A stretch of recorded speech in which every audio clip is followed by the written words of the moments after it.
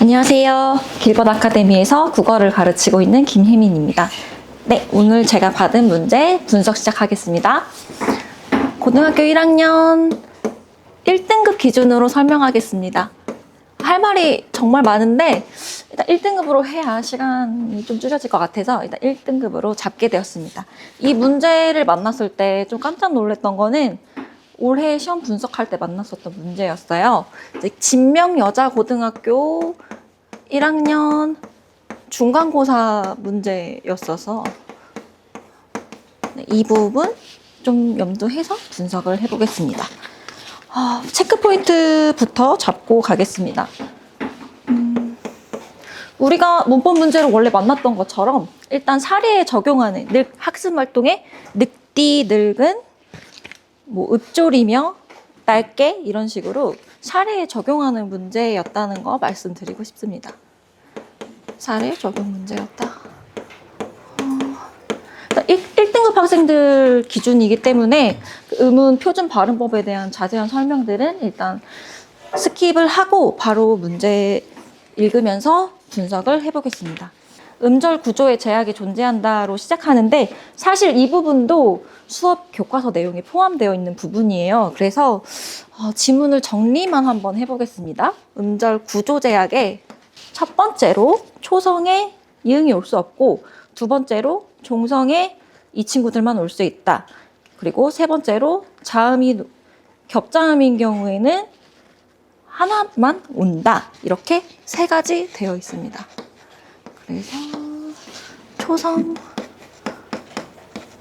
이응, 올 수 없음. 그리고 음절의 끝소리 규칙. 마지막으로 자음근 단순화. 네, 모두 다 알고 들어가는 부분인데 이제 지문을 보시면요. 살짝 내려가 주시겠어요? 네, 여기 보시면 음절의 구조 제약을 몇 번 어겼는지 이런 부분을 저희가 이걸 참고해서 분석을 같이 해줘야 됩니다. 네, 그럼 사례 적용부터 바로 들어가겠습니다. 다시 지문 올려서 늙디, 늙은부터 보겠습니다.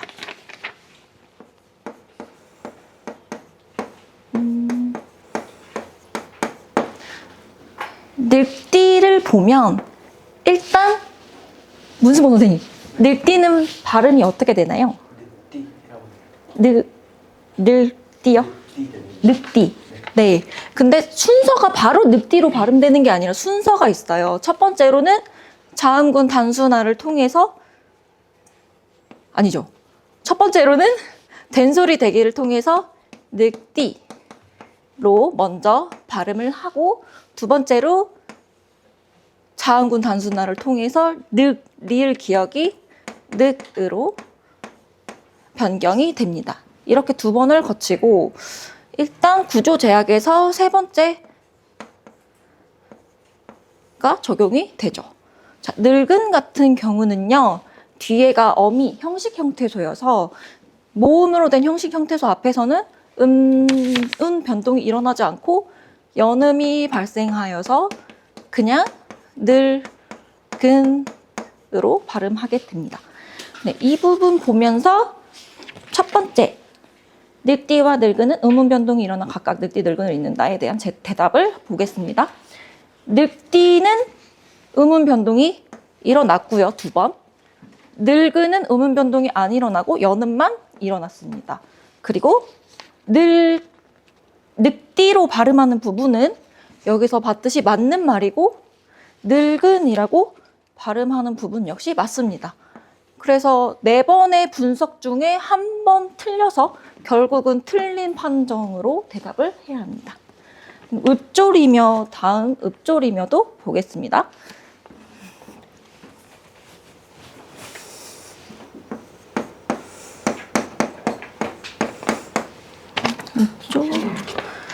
읊조리며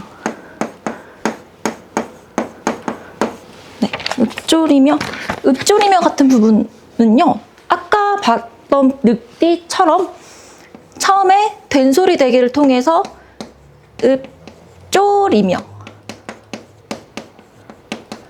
먼저 발음을 하고 두 번째로 자음군 단순화를 통해서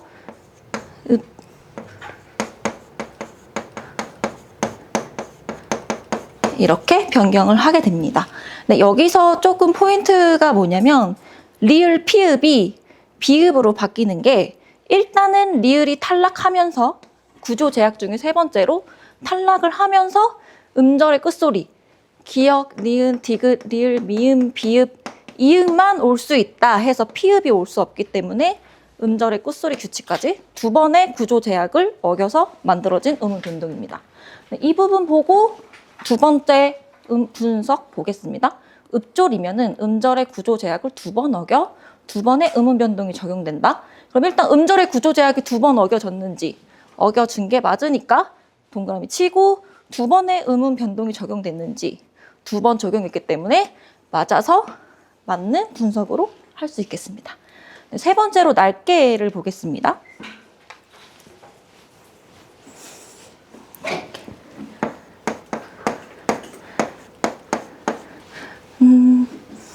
이것도 늙다, 늙졸이며처럼 첫 번째로는 된소리 되기를 통해서 날개, 기역이 쌍기역으로 변경이 되고 두 번째로 리을 기역 중에 기역이 탈락하여 날개 이런 식으로 발음하게 됩니다. 그래서 자음군 단순화, 구조제약 중에 자음군 단순화가 적용된 것도 확인할 수 있고요. 자, 그러면 다시 분석 내용으로 넘어가서 날개는 자음군 단순화가 일어나서 날개로 읽는다. 자음군 단순화가 여기서 일어났고 날개로 읽는다. 두 부분 모두 맞기 때문에 맞는 분석으로 할 수 있겠습니다. 근데 리을은 빈칸으로 되어 있는데 아래에 내려가면 나와 있거든요. 넓고 밟는, 넓고 밟는도 분석을 해보겠습니다. 넓고 밟는, 넓고 밟는. 네, 넓고 같은 경우도 첫 번째로 된소리 되기를 통해서 일단 고가 꼬가 됩니다. 넓고 그 다음에 자음군 단순화를 통해서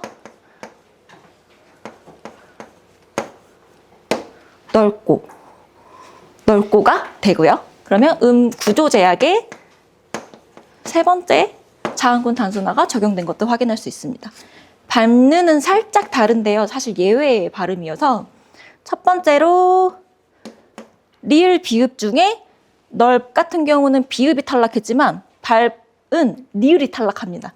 그래서 밥는으로 탈락을 하게 되고 그럼 구조제약 세 번째 자음군 단순화가 먼저 됐고 자 니은은 문수봉 선생님 니은은 비음인가요 아닌가요? 비음이죠. 네, 그래서 비읍 같은 친구들이 비음을 만나면 똑같이 비음으로 바뀐다는 비음화가 일어납니다. 그래서 비읍이 밟는 이런 식으로 발음을 해야 되죠. 네, 이렇게 분석을 하고 다시 넘어가 보겠습니다. 그러면 넓고와 밟는은 모두 자음군 단순화가 일어났는지부터 둘 다 자음군 단순화가 일어났기 때문에 맞고 그 다음에 리을이 탈락한다라고 했는데 이 친구는 리을이 탈락하지 않았고 비읍이 탈락했고 여기만 리을이 탈락했기 때문에 얘는 아니고 얘는 맞아서 틀린 분석으로 할 수 있겠습니다. 마지막으로 미음 보겠습니다. 분석 내용 보면 앞마당은 음절 구조제약 두 번 이겼는지 두 번의 음운 변도 적용되었는지를 판단해야 됩니다. 앞마당도 보겠습니다.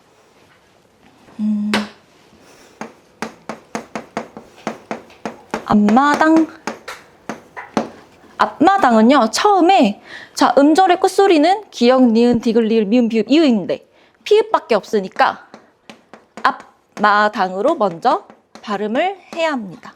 그럼 구조제약 2번을 어겨서 바뀌었고 또 자 미음 아까 비음이라고 하셨었잖아요. 문승호 선생님께서. 그래서 비읍이 비음을 만나서 똑같이 비음이 되는 현상이 한 번 더 일어나게 됩니다. 그래서 앞마당 이런 식으로 발음해야 맞습니다. 그리고 다시 보면 음절의 구조 제약을 2번 어겨서 그러면 음절의 구조 제약을 한 번 어겼는데 틀린 말이고 음은 2번의 음운 변동이 적용된다. 2번의 음운 변동이 적용된 건 맞습니다. 틀리고 맞았기 때문에 틀린 분석이라고 할 수 있겠죠. 네, 이렇게 해서 사례 적용을 전부 다 했고 다시 A부터 판정을 해보겠습니다. 기역과 디귿에 들어갈 적절한 대답은 모두 O이다.